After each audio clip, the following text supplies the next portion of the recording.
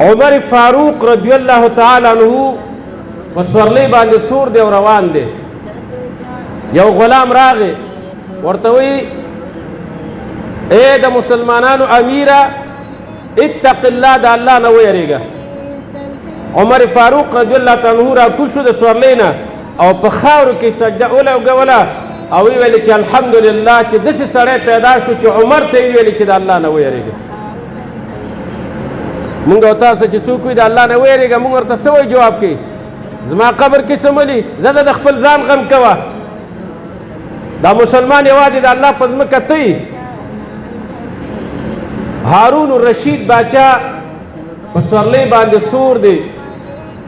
یو غلام مخې له راغی ورته وی ای د مسلمانانو امیره د الله نه ویریږه ما چې تا ته د کوم کار ویلي و هغه کار تر اوسه پورې تا نه دی کړی.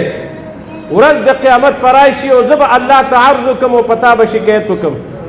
هارون الرشید باچا راکوشو او په خاورو کې الله ته سجده ولګوله او خپله سورلي ودروله او ویل چې الحمدلله چې داسې یو کس زما په رعیت کې پیدا شو چې ما ته ویل د الله نه ویرېږه. تاسو په ایمان وی چاته ویلی شئ؟ رئیس صاحب وزیر صاحب خو غټه خبره ده چې معمولي سړي ته ویلې د الله نه ویرېږه. دا د خولې دا 22 غاښونه به درته انشاءالله 122 جوړئ چې ولې دا کافر درته زه ښکاره کېږم. امیر المؤمنین بادشاه یې وخت دی خو سړی ورته راځي او خادم ورته راځي او غلام ورته وایي د الله نه ویرېږه.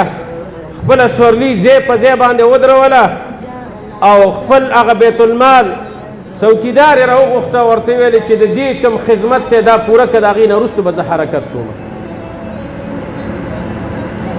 مالک بن مغول رحمه الله یو ځل لار باندې روان دی. یو کس ورته وایي د الله نه ویرېږه اتق الله.